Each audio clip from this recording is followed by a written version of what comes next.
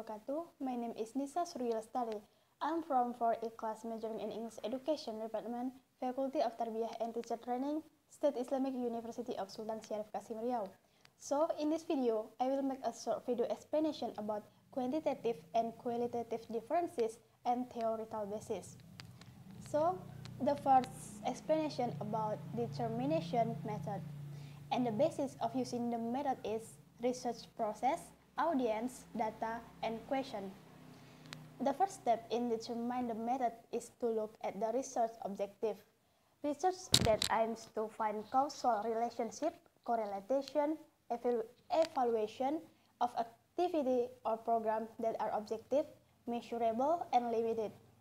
Another thing that determines the selection of research method is the problem of question to be answered or understood.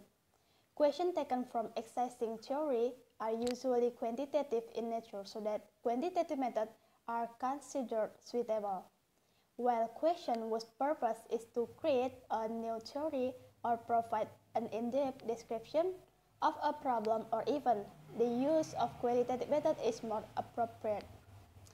Another thing that determines the selection of a method is the data to be taken. Qualitative method will use data taken by interview, observation, or existing document, while the quantitative method will use survey data, testing, experiments, or questionnaires. And the next discussion is difference between qualitative and quantitative. This is by Creswell. Alright, quantitative methods better describe the problem in the form of a description of the relationship between variables, causal relationship, comparative relationship, or associative relationship. Problems in qualitative research are usually formulated in general and broad terms. This depends on the progress of the interview and the information provided by the participants. And the second is a literature review or theory. Quantitative methods emphasize the importance of theory from the very beginning. This theory will be the basis for determining variables, hypotheses, and the formation of research instruments. In the qualitative methods, theory or literature review has less role in problem solving.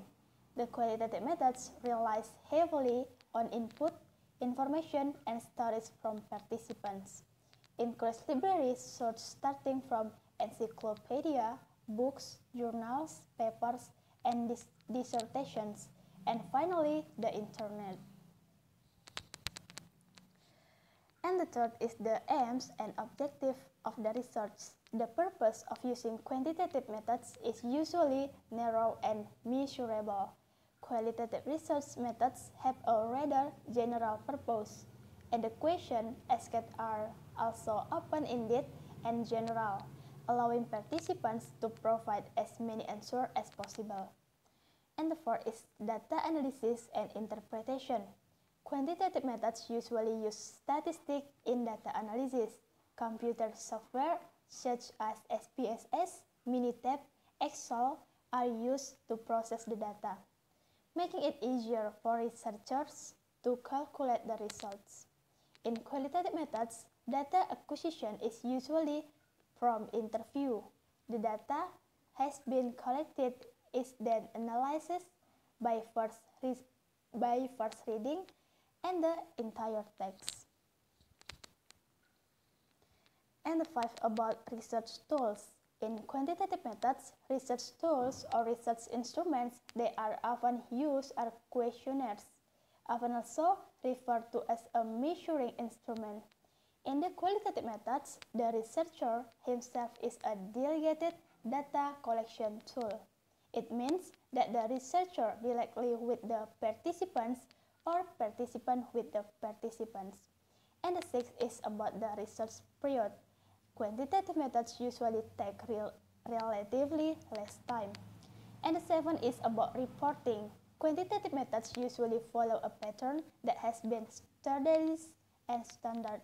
Usually, quantitative methods have 5 chapters of these discussions, and reporting in qualitative methods is flexible and not rigid. The structure evolves and the sequence varies.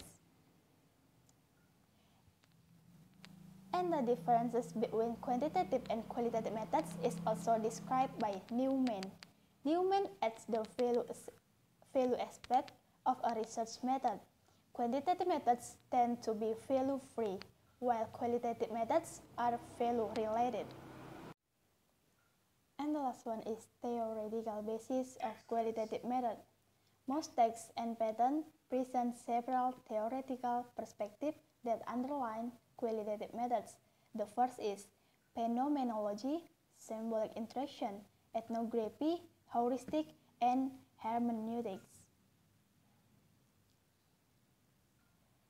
And the first one is phenomenology. The word phenomenology comes from the Greek word phenomenon, which means to show oneself. This school was started in Germany through Edmund Husserl, a phenomenology figure, and later also developed by Alfred Schutz, Merleau-Ponty, Whitehead, and Surgi. Edmund Husserl defines phenomenology as the study of how people experience and describe things. Phenomenology is very influential on research methods because they want to understand the meaning conveyed by participants. It also means that reality is a social construction. And number 2 is symbolic interactions. Next is social interaction, which is closely related to the thinking of George Herbert Mead and Herbert Blumer. Symbolic interaction theory emphasizes the importance of meaning and interpretation as an essential human process in behaving and relating. First, that human action towards something is based on the meaning it has about that thing. And second, the meaning of something emerges from social interactions. Third, the meaning of something is modified through a process of interpretation. And the relationship with the qualitative method is that this method emphasizes the interpretation aspect and sees meaning as understood by others. Interviews are a way to capture the meaning of an experience. And number 3 is ethnography. The word ethnography comes from the word ethnos, from Greek word, and which means people, cultural groups, and cultures. Culture here is understood as a learned habits and value. Because qualitative methods aim to capture meaning, understanding culture is an important element that researchers must know. Ethnography aims to seek an understanding of culture. Researchers who want to understand the culture of a community group must spend sufficient time living with the community. And number 4 is heuristics.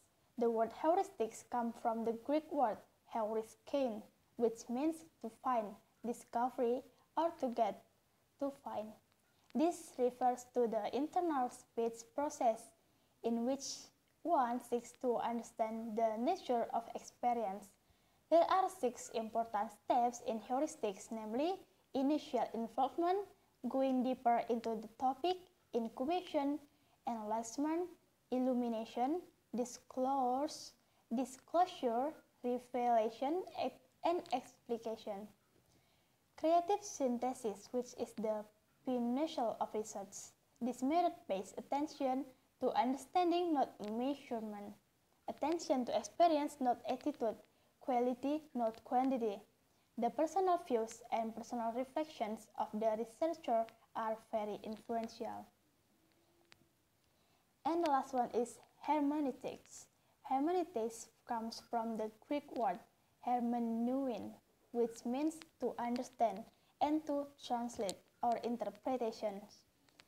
Hermeneutics was first developed by Friedrich Schleiermacher and Wilhelm Dilthey, and then applied it as a research method in the human science. The focus of hermeneutics is interpretation to understand and capture the deepest meaning of the information conveyed by participants. Hermeneutics requires understanding the correct context so that the original meaning can be revealed. Hermeneutics also helps researchers to actualize reality more clearly. I think that's all from me. Sorry for my mistake and thanks for your attention. Wassalamualaikum